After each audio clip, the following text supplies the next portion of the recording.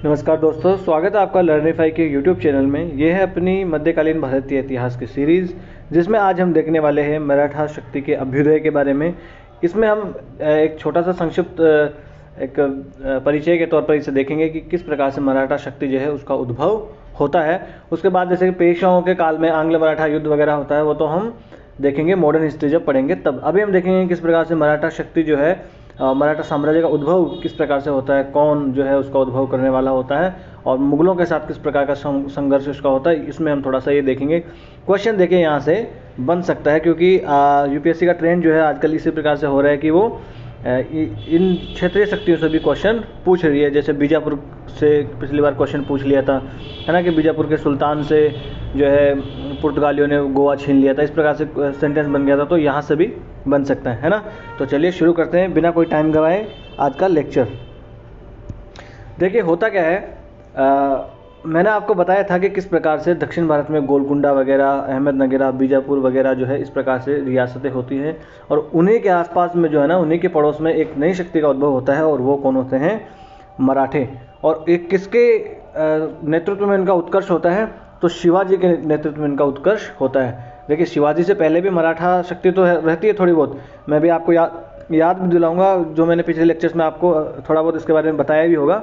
परंतु इसका उत्कर्ष जो है चरम पर किसके काल में पहुंचता है? ये शिवाजी के काल में पहुंचता है ना। और देखिए बीजापुर, गोलकुंडा और अहमदनगर जैसी मुस्लिम शक्तियों के होते हुए भी इनके बावजूद जो है अपना अस्तित्व बनाने में कामयाब हो जाता है। हालांकि देखिए ये तो कहने वाली बात है, बल्कि अगर देखा जाए तो अहमदनगर और बीजापुर वगैरह इनके तो अच्छे संबंध हुआ करते थे। इनके मराठों के जो शुरुआती जो इनके राजा हुआ करते थे उनसे हमने देखा था शाहजी भोंसले, कालूजी भोंसले, उन्होंने बीजापुर की सहायता की थी।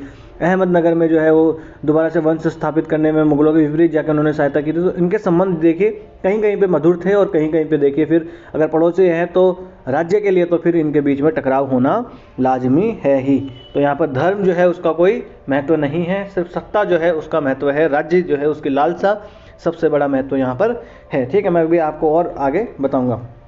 ठीक है, जो दक्कनी राजे थे उनके बीच में फूट पड़ जाती है और उसी फूट का फ़ायदा उठाकर शिवाजी जो है अपने राज्य की स्थापना करने में कामयाब हो जाते हैं। ठीक है, ये देखिए शुरुआती जो मराठा साम्राज्य था शिवाजी के काल में वो इस प्रकार से हुआ करता था और बाद में एक काल ऐसा आया कि मराठा साम्राज्य जो है वो पूरे भारत पर एक तरीके से छा जाता है। हालांकि ये पूरे भारत पर डायरेक्ट राज नहीं करते हैं, ये इनकी सबसे बड़ी गलती होती है। जब मराठा साम्राज्य हम पढ़ेंगे और आगे आंग्ल मराठा युद्ध वगैरह पढ़ेंगे तब और मैं आपको इसके बारे में बताने वाला हूँ, है ना।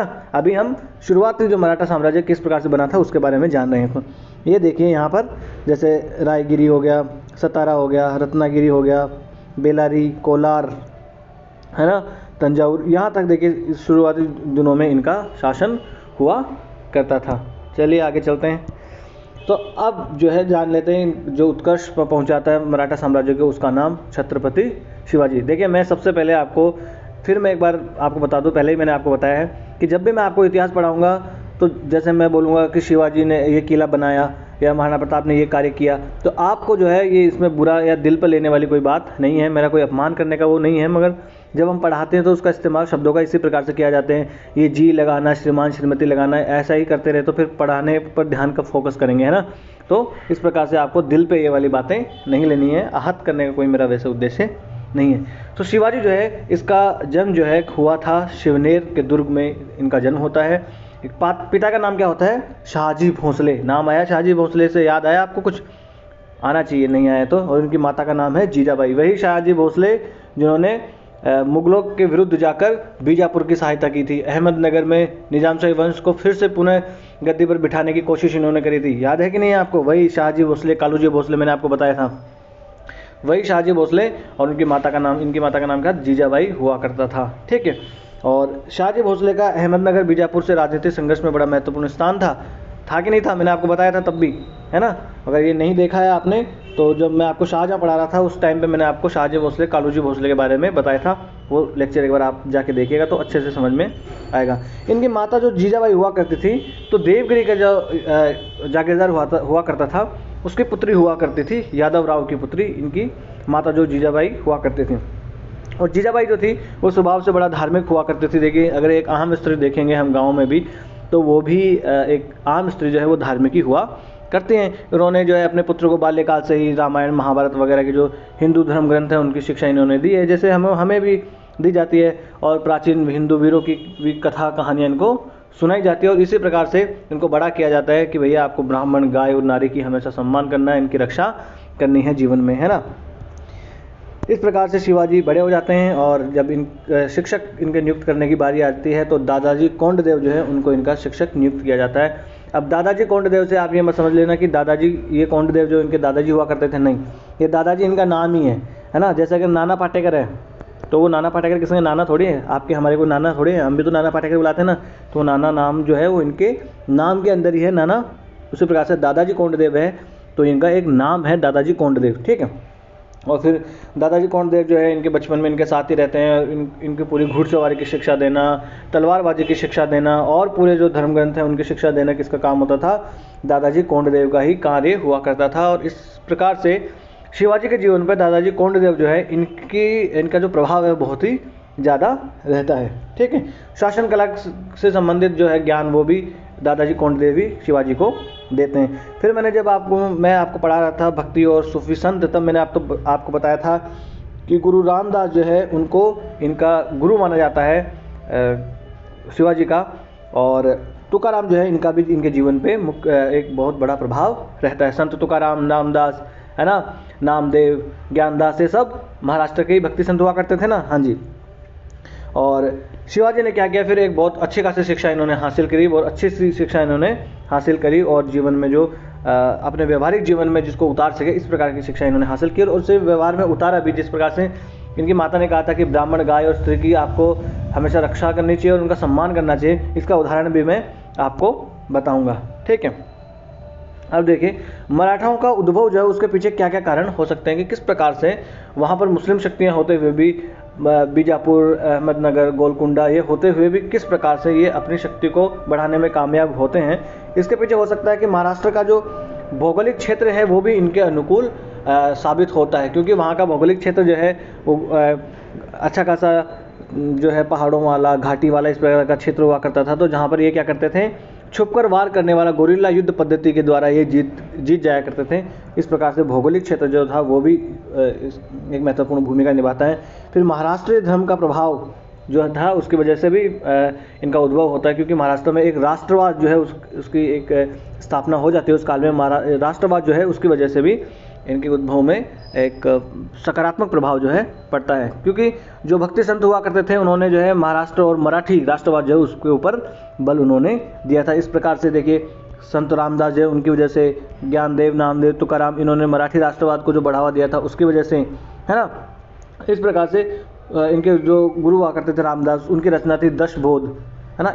इन सब के माध्यम से जो है यानी जो साहित्य वहाँ का लिखा गया, जो मराठी राष्ट्रवाद को बढ़ावा दिया गया वहाँ के सूफी संतों के द्वारा, ये सब चीज़ों ने मिलकर मराठों के उद्भव में महत्वपूर्ण भूमिका निभाई। और ये देखिए कुछ स्रोत भी है मराठों के उद्भव के बारे में बताने वाले, जैसे सभासद है उन्होंने लिखी थी शिवाजी की जीवनी, रामचंद्र पंत ने लिखी थी मराठी साहित्य राजनीति, जयराम पिंडे ने लिखी थी राधा माधव विलास चंपू, और भीमसेन ने लिखी थी नुस्खा-ए दिलकुशा, है ना, जिसमें मुगल मराठों के बीच में कैसे संबंध हुआ करते थे इसकी जानकारी दी गई है, ठीक है।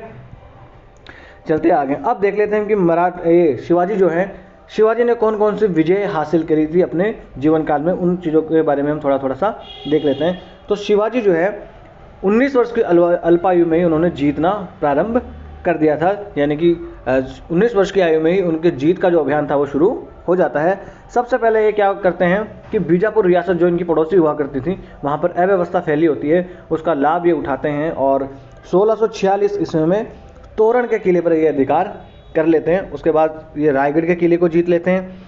उसके बाद इनके चाचा होते हैं संभाजी मोहते, तो इनके चाचा संभाजी मोहते को ये हरा देते हैं और सूपा का जो किला होता है उस पर भी अधिकार कर लेते हैं। और जैसे ही दादाजी कोंडदेव की मृत्यु होती है उसके बाद से इनके पिता की सारी जागीर इनके अंडर में आ जाती है। इससे पहले जो है दादाजी कोंडदेव है इनके भी अंडर में कुछ जागीरें आया करती थी। जब इनकी मृत्यु हो गई तो सारी जागीरों पर अधिकार किसने कर लिया, शिवाजी ने कर लिया। एक मिनट में पानी पी लूँ। अब देखिए बीजापुर के संघर्ष के बारे में हम बात करते हैं। बड़ी अच्छी सी कहानी है, आपने सबने सुनी होगी ये। बीजापुर जो है इनसे संघर्ष, बीजापुर से संघर्ष चल रहा था मराठों का, बहुत पहले से चल रहा था। अब होता क्या था कि शिवाजी की सेना जो थी, अगर देखा जाए तो बीजापुर वगैरह की सेना से छोटी हुआ करती थी। फिर भी शिवाजी जो है अपना वो बेड़ा उठाए थे इनके विरुद्ध। अब होता क्या है, बीजापुर में आदिलशाही जो वंश होता है उस वहाँ का राजा होता है, और वहाँ का राजा जो है अफजल खान को भेजता है कि अफजल खान को आज्ञा दी जाती है कि आप जाओ और शिवाजी के खिलाफ जो है जीत हासिल आप करके आओ। अब अफजल खान जो था एक बड़ा शरीर से तगड़ा मोटा हुआ करता था, और अफजल खान जो था, यहाँ पर होगा आपको बताऊँ, अफजल खान जो था बड़ा शरीर में मोटा तगड़ा हुआ करता था। अफजल खान को भेजा जाता है युद्ध करने के लिए शिवाजी से। और शिवाजी देखिए थोड़े नाटे से हुआ करते थे, उतने ज़्यादा हाइट इनकी वगैरह नहीं थी, ज़्यादा शरीर भी मोटा तगड़ा इनका नहीं हुआ करता था। अब अफजल खान को एक आइडिया आता है कि क्यों न मैं इस छल कपट से ही जीत हासिल कर लूँ, क्यों मैं इतने युद्ध में मारकाट मचाऊँ। तो अफजल खान जो है वो संदेशा भेजता है शिवाजी के पास में कि शिवाजी एक काम करते हैं, लड़ाई झगड़े में कुछ नहीं रखा है, बैठ के जो है संधि कर लेते हैं और बात कर लेते हैं, बात से हल जो है निकाल लेते हैं, क्या पड़ा फालतू में लड़ाई झगड़ा करने में।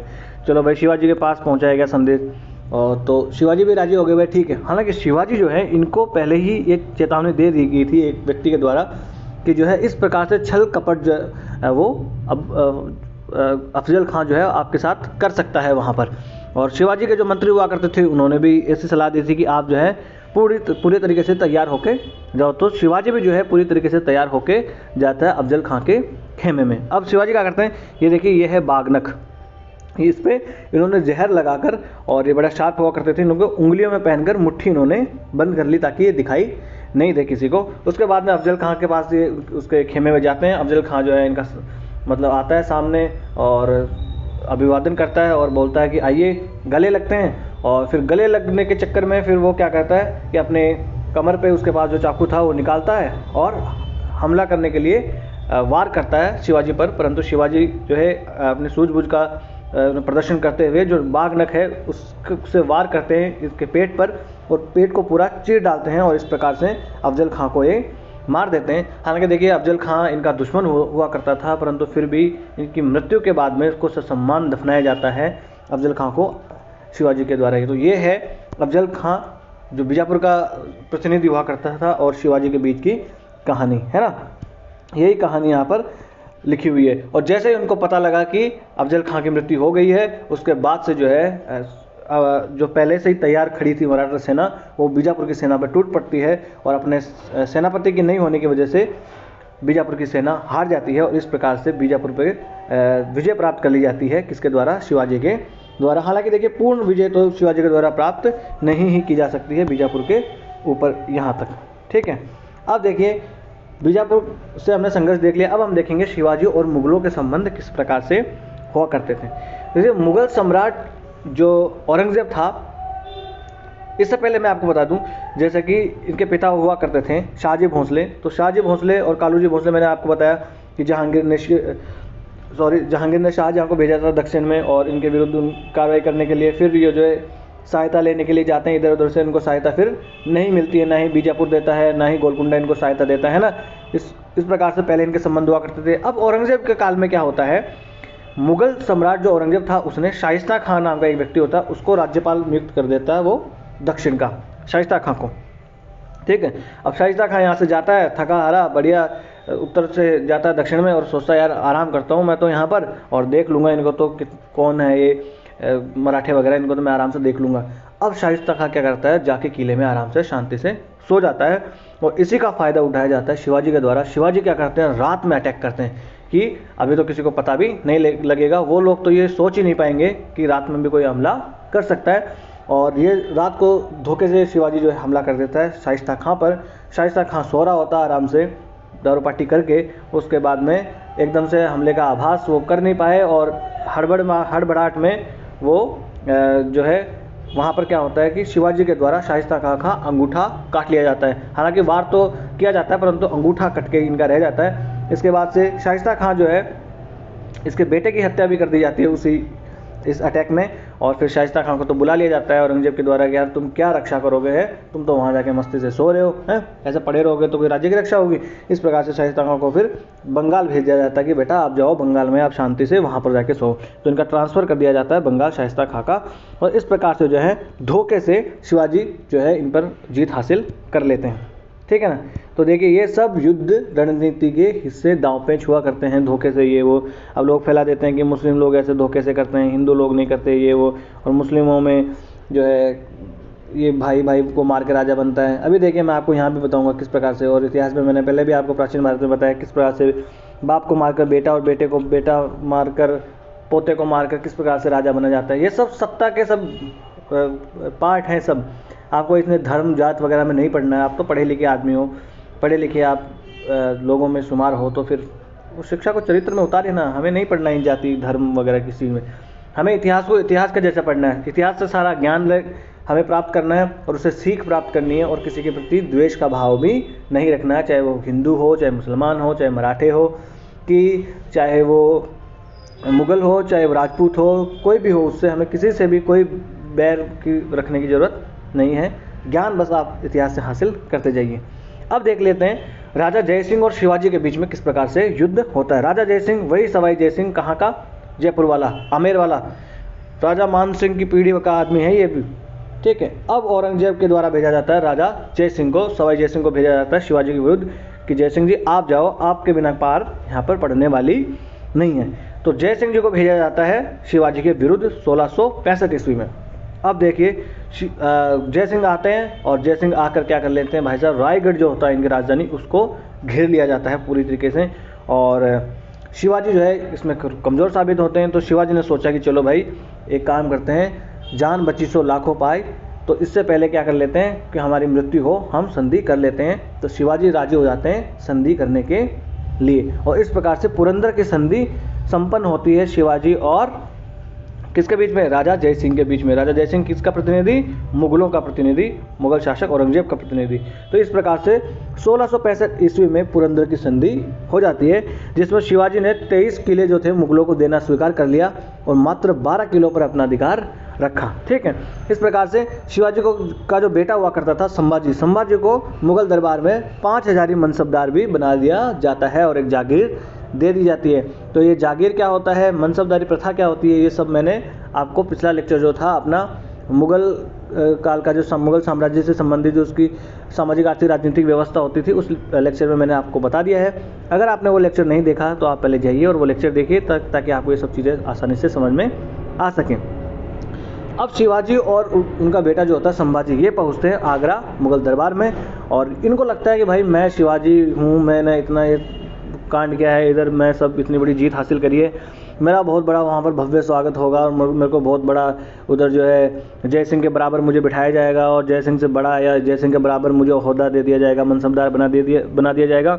परंतु देखिए औरंगजेब ने इनकी मन के मुताबिक इनका स्वागत नहीं किया, और इनको जो आशा थी उतना मनसब इनको नहीं दिया गया। इसलिए ये मना कर देते हैं फिर कि भैया नहीं, फिर तो मैं आपके दरबार में यहाँ हाजिरी वगैरह नहीं लगाऊंगा, और मैं आपके इसकी उसमें भी नहीं आऊँगा। फिर इनको जो है बंदी बनाने का आदेश दे दिया जाता है, परंतु ये वहाँ से बच निकलते हैं किसी प्रकार से, और वापस आ जाते हैं शिवाजी अपने राज्य में, और वापस जो है मुगलों के विरुद्ध ये एक प्रकार से शुरू कर देते हैं अपनी लड़ाई। 1 मिनट पानी पी लूँ। तो देखिए हालांकि जब इनको एक बार मौका मिला था तो ये भी मुगलों से संधि करने के लिए राजी हो जाते हैं, मगर वही बात, अंगूर हाथ में आए तो अंगूर खट्टा है। जब इनको अपने मन के मुताबिक पद नहीं दिया गया, इसलिए कह दिया गया कि मुगल तो खराब है और हम मुसलमानों के विरुद्ध लड़ रहे हैं ये वो।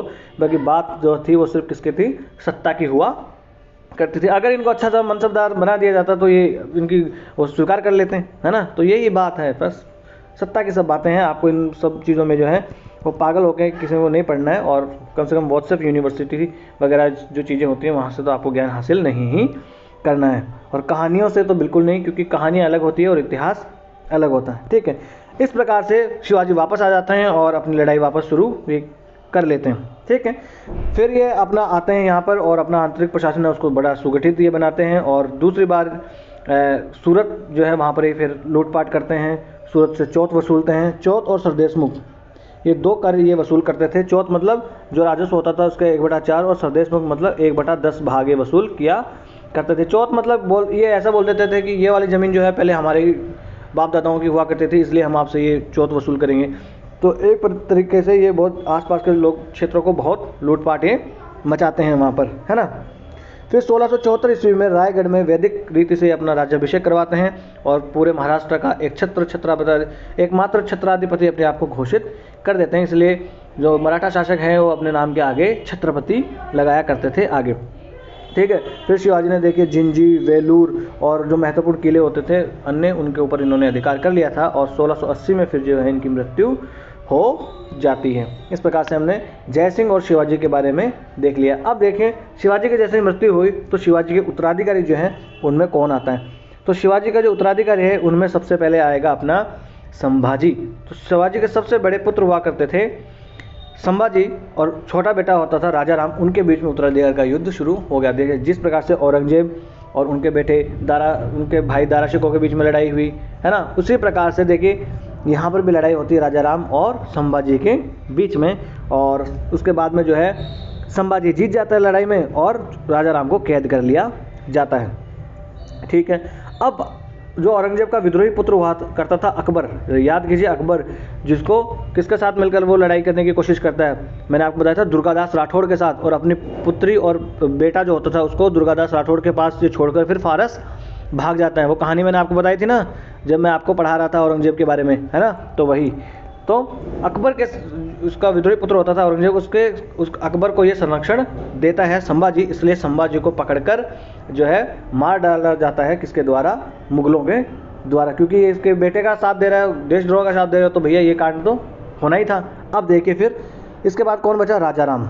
अब फिर जब संभाजी की मृत्यु हो गई तो राजा राम जो है उसको कैद से निकाला गया और राजा राम को गद्दी पर बैठा दिया गया, ठीक है। परंतु मुगलों ने उसके ऊपर आक्रमण किया तो ये भगोड़ा कहाँ भाग गया, ये जिंजी भाग जाता है।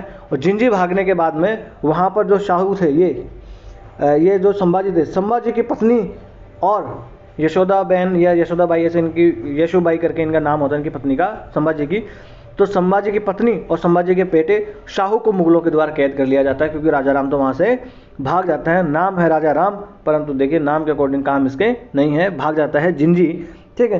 फिर जब मुगलों को वहाँ पर ये हमला करते हैं और जिंजी पर अधिकार कर लेते हैं तो फिर राजा राम विशालगढ़ भाग जाता है। इस प्रकार से ये तो भागता ही जीवन भर रहता है।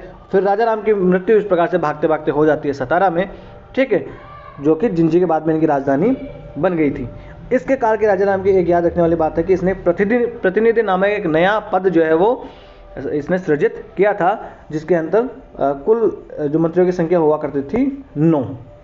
ये हमने देख लिया संभाजी और राजा राम के बीच में लड़ाई, शिवाजी के उत्तराधिकारी होते ही हैं।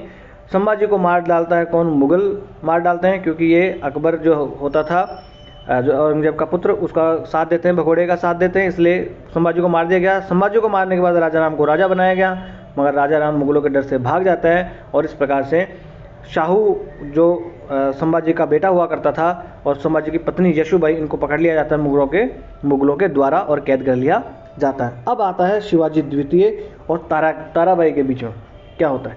तो राजा राम के बाद में गद्दी पर उसका नाबालिग बेटा होता है शिवाजी द्वितीय, वो बैठ जाता है और उसकी संरक्षिका कौन बन जाती है, उसकी माँ ताराबाई, यानी राजा राम की पत्नी जो थी ताराबाई उसकी संरक्षिका बन जाती हैं। और फिर वो बड़ौदा पर और औरंगाबाद पर वो आक्रमण करता है और इस प्रकार से मुगलों से वो किले जीत लेता है, जैसे रायगढ़, सतारा और सिंहगढ़ जो है वो मुगलों से जीत लेता है कौन, शिवाजी द्वितीय। समझ में आ रही है आपको बात सारी। अब क्या होता है, अब औरंगजेब को लगता है यार एक काम करते हैं, हम क्यों इन मराठों से जाके लड़े, एक काम करते हैं ना, बांटो और राज करो वाली नीति अपनाते हैं, घर में ही इनके फूट पहले पड़वाते हैं ताकि ये राज्य कमज़ोर हो जाएगा।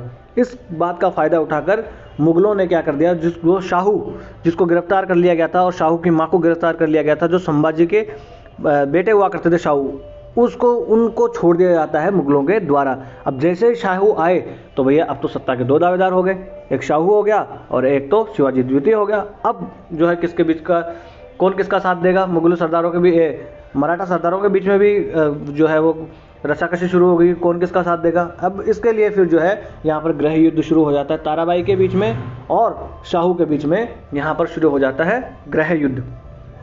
देखिए फिर ताराबाई की सेना हार जाती है और इसको हारने के बाद में शाहू द्वारा बंदी बना लिया जाता है और इस प्रकार से मराठा राज्य का जो उत्तरी भाग था जैसे कोल्हापुर, वो तो फिर भी राजा राम के जो वंशज थे उनके अधीन ही रहती है, उनके अधीन छोड़ दिया जाता है कि चलो आप इतने पर जो है राज्य कर लो। और इस प्रकार से इन दोनों के मध्य की जो शत्रुता थी वो वारणा की संधि के द्वारा समाप्त हो जाती है। तो वारणा की संधि किसके द्वारा, किस किस के बीच में, तो राजा राम के जो वंशज थे है ना ताराबाई और जो शाहू, ये संभाजी के पुत्र हुआ करते थे, इनके बीच जो था यहाँ पर इनकी जो शत्रुता वो समाप्त हो जाती है वारणा की संधि के द्वारा। इस प्रकार से फिर शाहू का काल है, उसके अंदर पेशवाओं का उदय होता है और पेशवा जो है इसके काल में, शाहू के काल में छत्रपति शाहू जो इसके काल में कौन महत्वपूर्ण जो पेशवा होता है वो होता है बालाजी विश्वनाथ। उसके बाद बालाजी बाजीराव आते हैं, है ना। जो बाजीराव मस्तानी मूवी आपने देखी है ना, तो ये बालाजी बाजीराव हैं, इनके पिता हुआ करते थे बालाजी विश्वनाथ और वो छत्रपति शाहू को होते थे और ये भी छत्रपति शाहू के पेशवा हुआ करते थे। हालांकि कालांतर में जो है ये पेशवा लोग हैं ये पूरा अधिकार कर लेते हैं मराठा साम्राज्य पर और जो फिर छत्रपति हुआ करता था वो उसका पद समाप्त हो जाता है और यही मराठे असली बन जाते हैं, पेशवाई, है ना। ये हमने देख लिया उत्तराधिकार का युद्ध इनके बीच में। अब इनकी शिवाजी के काल में शासन व्यवस्था किस प्रकार से हुआ करती थी वो हम देख लेते हैं।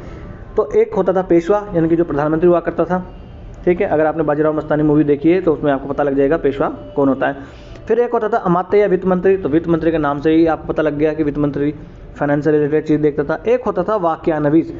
वाक्यानवीस का काम क्या होता था कि दरबार में जो भी डेली की कार्रवाई होती थी वो लिखा करता था, मिनट राइटिंग, है ना। जैसे आपने देखा होगा कि कोर्ट में बैठा होता है एक बंदा, तो कोर्ट की पूरी जो कार्रवाई होती है वो दर्ज कर रहा होता है, तो वैसा ही एक हुआ करता था वाक्यानवीस।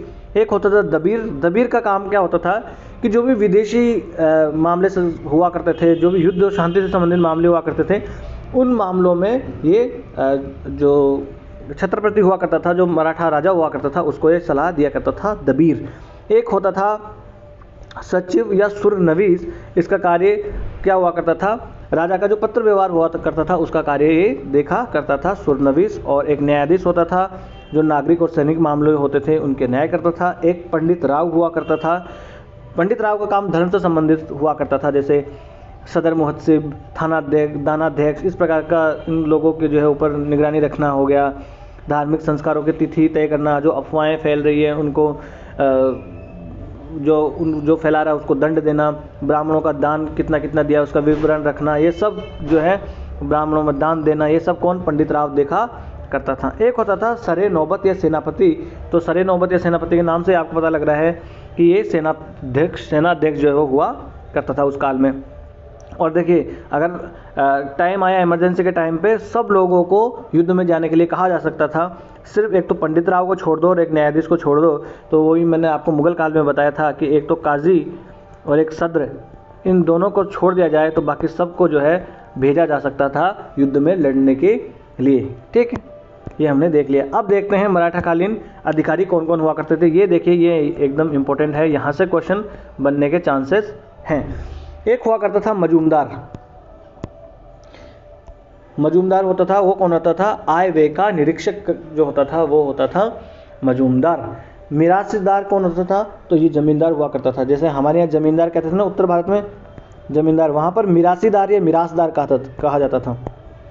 दक्कन में मिरासीदार शब्द का इस्तेमाल किया जाता था इनके लिए, जमींदारों के लिए। अब पाटिल या पटेल, तो पटेल या पाटिल जो है ये आपने सरनेम भी सुना होगा। महाराष्ट्र में अगर आप मूवीज़ देखते हैं हिंदी मूवीज़ तो उनमें पाटिल, देशमुख, देश पांडे, इस प्रकार जो है इस प्रकार के वहाँ पर सरनेम आपने सुने होंगे। तो ये पहले एक ज़माने में मराठा काल में ये जो है अधिकारी हुआ करते थे। तो पाटिल या जो पटेल थे वो कौन हुआ करते थे, ग्राम का मुख्य अधिकारी या मुखिया जो हुआ करता था वो था पटेल या पाटिल। और वो कर संबंधी, न्याय संबंधी सारे प्रशासनिक कार्य किया करता था। जैसे आम भाषा में हमारे यहाँ नहीं कहते कि तू बड़ा पटेल के सारे कार्य तू करेगा या तू बड़ा पटेल के जैसे न्याय करने में लगा हुआ है, तो भाई पटेल जो है इसका काम न्याय वगैरह देखना भी हुआ करता था। ये गांव का मुखिया वगैरह हुआ करता था, ठीक है। उसके बाद कुलकर्णी, देखिए कुलकर्णी भी महाराष्ट्र में सरनेम होता है। कुलकर्णी हुआ करता था लेखपाल। जो भूमि का लेखा जोखा रखता था वो होता था कुलकर्णी, है ना। कुलकर्णी हुआ करता था लेखपाल जो कि भूमि का लेखा जोखा करता था। एक होता था चौगुले। चौगुले क्या होता था, ये जो पटेल है इसका सहायक होता था और कुलकर्णी के जो लेखा करता था कुलकर्णी उसके देखरेख क्या करता था चौगुले। इस पटेल का सहायक हुआ करता था चौगुले और ये जो कुलकर्णी काम करता था उसकी देखरेख कौन करता था, ये चौगुले ही किया करता था। उसके बाद है 12 वलूटे, ये शिल्पी लोग हुआ करते थे। मामलतदार, ये याद रख लेना भैया, मामलतदार हुआ करता था जिले में जो पेशवा होता था उसका प्रतिनिधि ये हुआ करता था मामलतदार। और जो भी कर निर्धारित किया जाता था तो उसमें कर निर्धारित करते समय जो पटेल होता था उससे भी ये सलाह मशविरा क्या करता था मामलतदार। तो मामलतदार जिले में जो पेशवा होता था उसका एक तरीके से ये प्रतिनिधि हुआ करता था। अब देशमुख कौन होता था, तो देशमुख हुआ करता था मामलतदार के ऊपर नियंत्रण रखने के लिए। ये मामलतदार को आप कलेक्टर के तौर पे मान लो, तो देशमुख जो है इसके ऊपर हुआ करता था, इसके ऊपर कमिश्नर के जैसे देख रेख करने वाला हुआ करता था देशमुख, ठीक है। और देश पांडे जो जिलाधिकारी हुआ करता था देश पांडे, और इसकी देश पांडे के बिना, इसकी पुष्टि के बिना कोई भी लेखा स्वीकार नहीं किया जाता था। जो देश पांडे जो था ना, देश पांडे की पुष्टि के बिना कोई भी लेखा स्वीकार ही नहीं किया जाता था। जब तक ये नहीं किया जाता था कि भैया ये लेखा ठीक है, ये अकाउंटिंग जो करी गई है वो सारी ठीक है, जब तक ये नहीं किया जाएगा तब तक उसे स्वीकार ही नहीं किया जाता था। फिर कामविसदार कौन होता था, जो चौथ वसूल करने वाला अधिकारी होता था ना, वो कामविसदार हुआ करता था। और गुमास्ता, जो सरदेशमुख वसूलता था वो गुमास्ता। चौथ वसूलने वाला कामविसदार, सरदेशमुख ही वसूलने वाला गुमास्ता। और ये ऊपरी श्लोक थे, ये बटाईदार हुआ करते थे जिनको कभी भी बेदखल किया जा सकता था, इनके पास कोई अधिकार नहीं हुआ करते थे। और एक है पाटिल, वही पाटिल या पटेल एक ही बात है। ये मामलतदार और जो सर सूबेदार इस प्रकार से हुआ करते थे न्यायिक अधिकारी। मामलतदार जिले पर बैठता था, सूबेदार प्रांत के स्तर पर, और इस प्रकार से गांव स्तर पर कौन होता था, न्याय अधिकारी, ये पाटिल हुआ करता था। जो पटेल या पाटिल, जब पंचायत व्यवस्था मैंने आपको मुगल काल में भी बताई थी, तो वहाँ पर जो है जो गांव का मुखिया होता था उसी का कार्य हुआ करता था न्याय व्यवस्था करना भी, है ना। तो इस प्रकार से पाटिल या पटेल गांव का मुखिया हुआ करता था। ये चीज़ें आपको याद रख लेनी है यहाँ पर, है ना। चले आगे। फिर है प्रांतीय शासन किस प्रकार से हुआ करता था। तो जो राज्य है उनको सूबों में बांट दिया जाता था, जैसे मुगल काल में बांटा गया, और फिर सूबों को आगे परगनों और तालुकों में बांट दिया जाता था। और तालुकों के नीचे जो है आया करते थे तरफ और मौजें। तो यहाँ से आपको क्या रख लेना है, एक तो तरफ और मौजें, ये क्या था, ये परगने के अधीन जो है इनके नीचे एक तरीके से प्रशासनिक इकाइयाँ ये हुआ करती थी, तरफ या मौजें। तो पूछ लिया जाएगा कि मराठा साम्राज्य में तरफ या मौजें क्या हुआ करती थी, तो तरफ या मौजें, तो मौजें मतलब ये सर्दियों में पहनने वाले मौजे नहीं हैं, या तरफ मतलब किसी की तरफ वाला तरफ नहीं है, ये तरफ और मौजें हैं प्रशासनिक इकाइयाँ जो कि किसके अंडर में हुआ करती थी, जो तालुके हुआ करते थे उनके अंडर में ये हुआ करती थी। ये चीज़ें आपको याद रखना है यहाँ पर। और कोई भी पद जो है वो वंशाधिकार की प्रथा के अनुसार स्थापित नहीं किया गया था। सब लोगों को नगद वेतन दिया जाता था मराठा साम्राज्य में, ठीक है। अब देखिए सैनिक प्रशासन में शक्तिशाली सैनिक संगठन इनका हुआ करता था, ठीक है। और जो सदर नौबत होता था वो तो सेनापति होता ही था। सेना दो भागों में, एक बरगीर और सिलेदार में बटी होती थी। ये आपको कोई इतना याद रखने की आवश्यकता नहीं है, ठीक है। यहाँ से मैं आपको बताऊँगा समुद्री बेड़े का निर्माण भी शिवाजी के द्वारा किया गया था। ये इंपॉर्टेंट है। क्यों इंपॉर्टेंट है अभी मैं बताऊँगा आपको क्यों इंपॉर्टेंट है। क्योंकि इस साल जो हमारे प्रधानमंत्री हैं, इस साल मतलब पिछले साल 2023 में हमारे प्रधानमंत्री हैं माननीय नरेंद्र मोदी जी, इन्होंने क्या किया था, जो अपनी नेवी है उसका इंसिग्निया चेंज किया था। और जो इंसिग्निया ब्रिटिश काल से चल रहा था उसको हटाकर वहाँ पर जो सील लगाई गई है वो है मराठा साम्राज्य के काल में जो सील हुआ करती थी वो सील लगाई गई है। वो मैं पहले आपको दिखा देता हूँ एक बार। वो मैंने वैसे देखिए इस प्रकार से, पहले जो इंसिग्निया नेवी का इस प्रकार से हुआ करता था वो अब इस प्रकार है, इसलिए चेंज हुआ है। तो हो सकता है कि यहाँ से कुछ सवाल जो है क्वेश्चन बन जाए, जिस प्रकार से हमने वहाँ पर पिछले साल जो है या यूपीएससी में 2022 में ये क्वेश्चन बन गया था 22 से 23 में, कि हैदराबाद में जो है एक मूर्ति का लोकार्पण किया था प्रधानमंत्री जी ने, तो उससे संबंधित क्वेश्चन जो है वो पूछ लिया गया था, है ना। तो यहाँ से भी हो सकता है पूछ लिया जाए। और इन्होंने कोलाबा नामक जगह पर, कोलाबा आपको याद रखना, कोलाबा नामक जगह पर इनका हेडक्वार्टर हुआ करता था, जो मिलिट्री इनकी हुआ करती थी, सॉरी मिलिट्री के नेवी जो हुआ करती थी उसका। ठीक है, अब है राजस्व व्यवस्था किस प्रकार से हुआ करती थी। तो राजस्व व्यवस्था वहीं लगान जो सामान्य तौर पर मुगल काल में वसूली जाती थी उसी प्रकार से ये वसूला करते थे। और समस्त भूमि होती थी उसको उसकी माप किया करते थे काठी से। तो काठी क्या होती थी, एक मापने वाला लठ हुआ करता था, उससे ये वसूला जाता था, उससे ये मापा जाता था। और चौथ और सरदेशमुखी कर जो है वो वसूला जाता था। तो चौथ क्या हुआ करता था, 1/4 है ना, चौथ 1/4 हुआ करता था, जो मुगल क्षेत्रों की भूमि तथा पड़ोसी राज्यों से वसूला जाता था। पड़ोसी राज्यों से वसूल लिया जाता था, क्यों, क्योंकि भाई देखो, एक तो हम आपकी सुरक्षा करेंगे, या तो पहले ये ज़मीन जो है हमारी हुआ करती थी हमारे बाप दादाओं के एक ज़माने में, इसलिए आप हमें चौथ दो, है ना। ये ज़बरदस्ती लूट हुआ करती थी एक तरीके की। और सरदेशमुखी होती थी 1/10 भाग की, आपके राजस्व का जितना भी भाग वो मिल रहा है उसका 1/10 भाग आप हमें दे दो, क्योंकि हम जो है जितने भी देशमुख हैं उनके प्रधान हैं हम मराठा लोग, इसलिए आप हमें दो। तो ये लूट ही हुआ करती थी एक प्रकार से। ठीक है, फिर यहाँ पर देखिए पतदाम, ये विधवा पुनर्विवाह पर कर लगाया जाता था। कर्जा पट्टी, जमींदारों पर ये कर लगाया जाता था। बाबती, चौथ का 1/4 भाग राजा के लिए हुआ करता था। सहोत्रा, चौथ का 6% जो है वो पंत सचिव के लिए होता था। ये सब आपको मेरे हिसाब से याद रखने की जरूरत नहीं है, आप सिर्फ इतना याद रख लीजिए कौन किसके लिए था, इतना नहीं, आप ये देख लीजिए पतदाम, कर्जा पट्टी, बाबती, सहोत्रा, नादगुंडा, ये सब क्या हुआ करते थे, तो ये एक प्रकार के कर हुआ करते थे। क्या, पतदाम, बाबती, सहोत्रा, नादगुंडा, ये सब क्या हुआ करते थे, ये कर हुआ करते थे मराठा काल में। न्याय प्रशासन किस प्रकार से हुआ करता था, तो गांव स्तर पर तो देखिए पटेल जो था वो सुना करता था, जो मुखिया भी हुआ करता था। और ये जो मनुस्मृति वगैरह के अनुसार ही, स्मृतियों के अनुसार वहाँ पर न्याय कार्य किया जाता था। न्यायाधीश जो होता था उस काल में, मैंने आपको पहले ही बता दिया है। ठीक है, ये आप खुद देख लीजिएगा यहाँ से, ये फैक्ट है, थोड़े से कहीं काम आ जाए तो। अब यहाँ पर एक इम्पोर्टेंट चीज़ है कि मराठा नौसेना से संबंधित जो समसामयिकी जो करंट अफेयर हैं उससे संबंधित चीज़ें जो हम जान लेते हैं। तो जो औपनिवेशिक विरासत हुआ करती थी उसको ख़त्म कर दिया गया है सरकार के द्वारा, और अब नेवी के इंसिग्निया में छत्रपति शिवाजी महाराज का जो हुआ करता था, क्या जो चिन्ह हुआ करता था, जो नेवी की सील हुआ करती थी, उसका इस्तेमाल अब हम करने लगे हैं अपनी नेवी के इंसिग्निया में। और जो सिंधुगढ़ है, तटीय किला है सिंधुगढ़, वहाँ पर मराठा राजा की जो एक भव्य प्रतिमा भी स्थापित की गई है, ये आपको याद रखना है। फिर जो प्रतीकात्मक इम्पोलेट्स और स्वदेशी समुद्री मूल्य जो है ये क्या है, तो इम्पोलेट्स होता है जो टोपी वगैरह पे जो चिन्ह वगैरह लगाए जाते हैं, जो कंधे पे चिन्ह वगैरह लगाए जाते हैं नेवी के अधिकारियों द्वारा, वो होता है इम्पोलेट्स वगैरह। अब उन सब के ऊपर किसकी सील होगी, जो मराठा साम्राज्य की जो सील हुआ करती थी नेवी की, वो सील होगी, साथ ही अपने देश का तिरंगा उसमें होगा। ठीक है, यही चीज़ें यहाँ पर लिखी हुई हैं।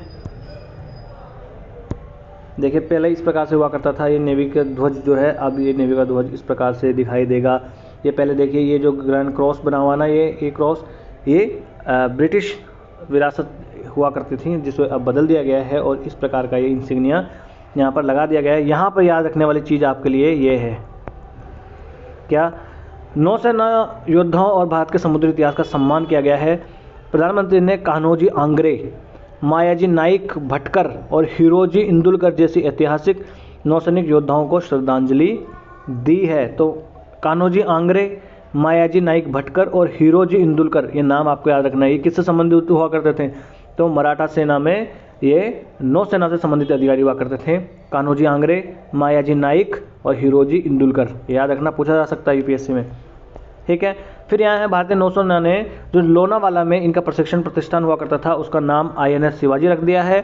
और जो पश्चिमी नौसेना कमांड हुआ करती थी मुंबई में, उसके रसद प्रशासनिक केंद्र जो था उसका नाम हुआ करता था, जो नाम है उसको बदल के अब INS आंग्रे रख दिया गया है, जो कि कमांडर कान्होजी आंग्रे के नाम पे है। जो कान्होजी आंग्रे ये है ना, इनके नाम पे रख दिया गया है INS आंग्रे और INS शिवाजी। समझ में आ गया आपको बात।